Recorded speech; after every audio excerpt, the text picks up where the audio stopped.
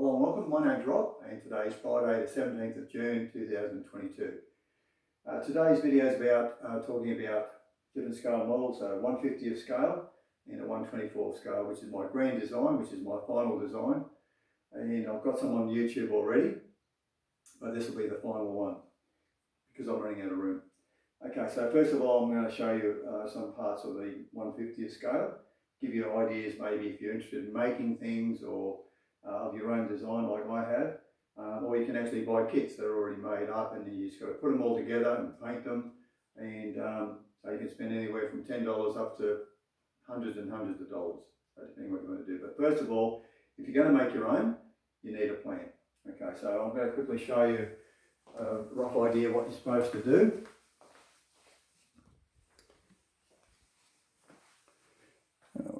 So this is what plans look like. Now, just to show you a bit more of a close-up, this is a plan. Plan is basically looking down from the top part of the house.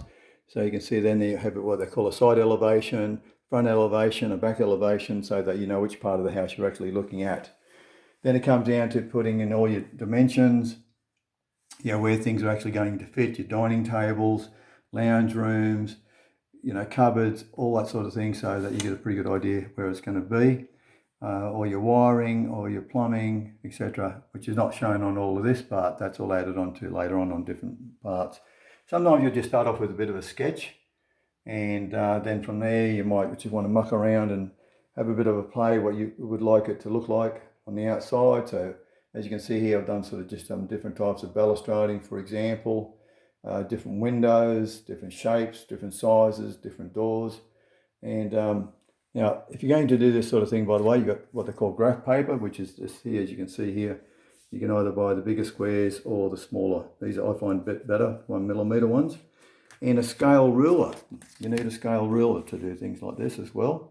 So as you can see here, that's 1 meter, where I've got the little black dots. So that's representing 1 meter. This is on a 1/24 scale, which I'm going to show you shortly. But first of all, over here, before I do, there's a coffee table that I designed a long time ago, and that's a 1/24 scale in there. And again, to give you an idea about bits and pieces that I've used in making it. So if you look down there, for example, you see the basins there, the white basins where they're measuring scoops. The bathtub is a sliding door handle. The shower head is a button. The basin taps are just picture hooks that I've reshaped. Handmade the toilet and the walk-in robes as well. It's all made out of balsa, for example. Made the bed, a little picture of a calendar. The curtains are, to get the right lighting here, are just cardboard. Okay. Now, coming over to these models here, this is what I said, the 1/50th scale. And you can pick up a lot of things too in model building. As for example, I'll just show you quickly down here. That one there is made out of dental plaster. You've got the books there. Quite a few different types of books that you can look around. Over here we've got some more books as well. So there's a lot to learn when it comes to architecture. Now these stands that I've got here, by the way, a AAC block, also known as Hebel block and Excalibur block. They come in different thicknesses, as you can see here, which I've actually used as a stand. 100mm thick by 600 long, 200 wide, and 75mm wide and 50mm wide. And as you can see here, I've actually carved some stones out of those. And when I said it before about miniature plants, you can buy these little pots and then you can pull them apart and put in your own little pots as well. So getting back to the scales, this particular one here doesn't come apart, but again, it's a little bit different. As you can see, I've done different features on the walls. Now, whether they be rectangular or semicircle, again, just a bit of variety. In the back, inside this building, actually, there is an elevator. It does have a back stairway.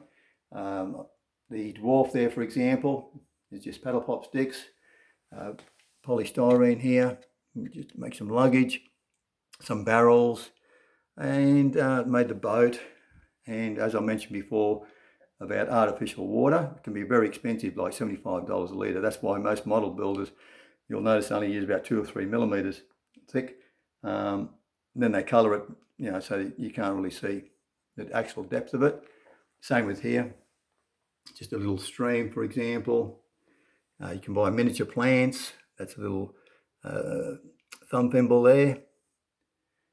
And again, just little, as I said, little miniature plants. Now, moving on, this one here, these two here, these come apart. Now, they're all, 3 of them are all made out of foam board, 5 millimetres thick, really easy to work with, very, very light. I can pick up that whole section from that grey section there. By the way, the dark grey here is actually just foam. I can pick up that whole thing with one hand. Now, with the, as you can see, I love concrete roofs because you can utilise them. In other words, you could have a swimming pool, you could grow gardens, you could have solar panels, you can have skylights, and it's like an entertainment area. So it's a useful thing, especially if you've got a small block of land. So skylights over here, skylights over here. Those skylights actually go through into the hallway, come down through the floor and down into the bottom area where the swimming pool is. I make some things and some things I bought. For example, I made the table and the umbrella, but I didn't make the chairs. And you can buy little models as well. Okay, I'm going to take this top section off just to give you a quick sticky beak.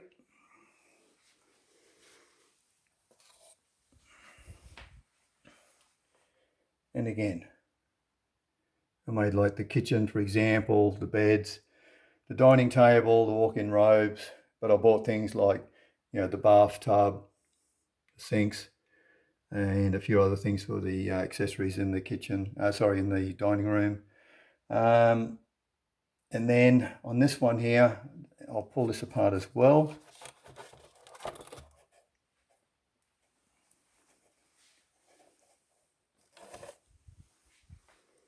So the bottom section here, we have the workshop with the garage, storage section, shower and toilet, undercover area, a little bit of entertainment area.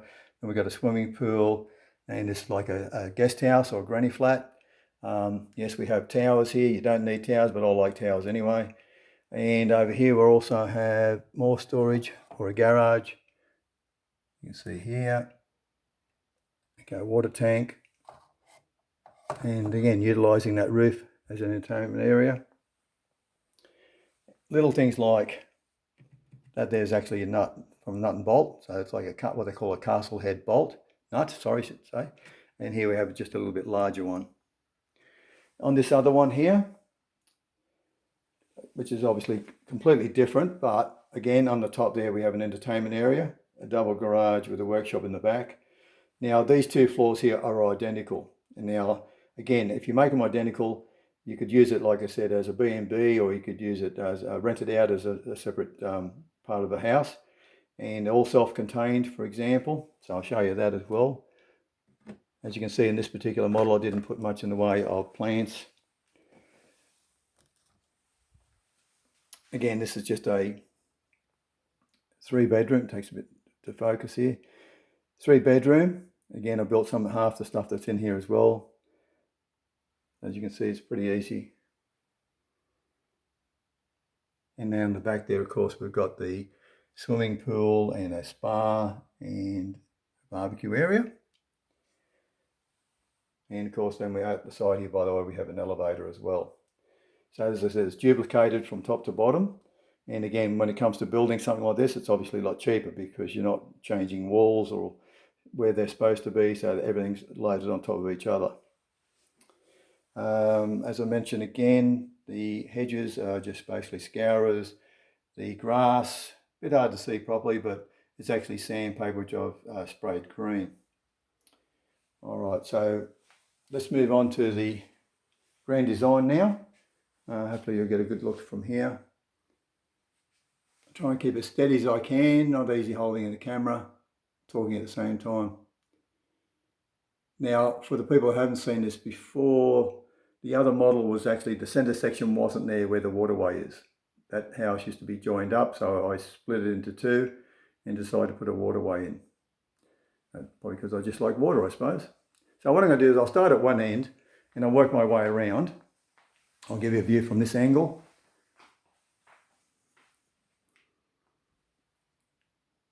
Okay. The pool. Oh, by the way, that's 6 litres of water with 6 droplets of food colouring. Again, a cheap way of doing it. Yes, it's real water. And over here, like I said, the pot plants. The white section here is off the end of a chair, off the leg. And the other two are conduit, electrical conduit, which I've got quite a few of them, as you can see. They've just got different coloured sandpaper on them. So that's where it comes in handy. And also I've used plasticine as dirt. As you can see in these shots here and there, it's just plasticine. So it's a fair bit of electrical conduit. Again, like I said, it makes it cheaper. Some more plants down inside there, little containers. Again, the sandpaper painted green. This is actually off a pot, which I've cut into 3 sections, just to lower it down. The stairway is made out of balsa. Most of the timber you see here is MDF, like all the steps, the pool. That's all MDF timber. Now, 95% of the stuff you can buy from Bunnings. Continue on. Now, as you can see, the top section here, the pergola, this has actually got a revolving roof. So depending on where the sun is, you can actually change the angle of the roof. It goes all the way around 360 degrees. And then that's enough seating for 6 people. Okay, again, another tower. The towers all have elevators in them, by the way, and good storage areas as well. The bottom section here was originally the garage, but I changed my mind and I've turned that into a guest house as well. Now, the garage and the workshops are actually down the back of the property, but I can't put them in here because I can't fit it. Okay, let's move along. Coming to the centre section now. Oh, by the way, here's some more of the AAC block I was mentioned before. Easy to carve. This is actually balsa down here. That's balsa. So some things can look alike. And again, this is actually 12 litres of water with 12 droplets of food colouring. Again, like I said, it is real water. Okay. So just about everything here I did make. So you got a bit of seating out here for guests. Another little table over there. There's a kayak, a few chairs. All the bridge is all made out of balsa, all the post, all the decking, and that's the little doorway there. That's for the caretaker's cottage underneath. Of course, more little tiny wharf there. And the plants come up pretty good in this one as well. Again, like I said, just with that bit of plasticine. And now this section here, you might be thinking it's pretty big, but it's not that big. It's I've done those as 3 separate sections. That top section there, by the way, is a self-contained unit as well for either for a couple or for one person. The middle section is for possibly 2 couples or a couple with 2 kids. So they've got their own walk-in robes, toilets, bathrooms, laundries. And I'll keep moving around. Oh, by the way, all the balustrading is made out of balsa. Now I'll just quickly grab just to show you, where's my camera looking? Okay, so that's a push pin that you put on a noticer board. They're from Officeworks, and that's just made out of timber, and that's what these are. These columns are this. So you take one pin out, you join it together. I just use a little tiny vise, squashed them up, and that's how I made the balustrading. So it's just a little bit cheaper way to make it as well, because it'd be almost impossible to buy that much of it, especially when you've got to make your own design. So the towers, as you can see, there's a lot of balustrading all the way around. And as I said about modifications of certain things, like all the slabs, for example, are all MDF to simulate the concrete slabs. Now, by the way, all the balustrading here, as you can see, it's not stuck on. I can pull this away and I can have easy access to it if I need to get to it. Now, it just sits on there. Now, for example, the towers are just got double-sided tape on them, for example. All right, here's another example of the plants. By the way, this one here, these black pots, that's actually the end of a curtain rod. I cut the point off and sealed it up and then filled it up with plasticine. Plasticine, brown plasticine to make it look like dirt, comes up pretty good as well. And a lot of stuff there, like all the plant holders are all made out of balsa as well. Now, as I said before, the towers have elevators in them. You know, we've got an entertainment area up the top as well. You can also sit on top of the tower if you want to. Coming down, again, more of the electrical conduit for the plants. All the tall grasses here from the just a $2 shop. And underneath there, as you can see, the Aston Martin DB2 and the Ford GT40 turntable. As I said, underneath there can hold up to 6 cars. It's unfortunate I've got a bit of flickering from those lights there. Coming around here, again, a few more, lots of plants as you can see, made out of all different types of objects as well. Coming back down to the, well, I suppose you could actually swim in this. It's 30 metres long, 8 metres wide. Be good for kids for snorkeling and things like that. So it looks come up pretty good. I like it anyway. And then you've got all the water plants. So it looks quite effective. Took a bit of time. And again, as I said, the tower there. So it's easy access to everything. You know, if you're coming back down the stairway, you've got quite a few different ways you can actually go down the stairs to the waterway.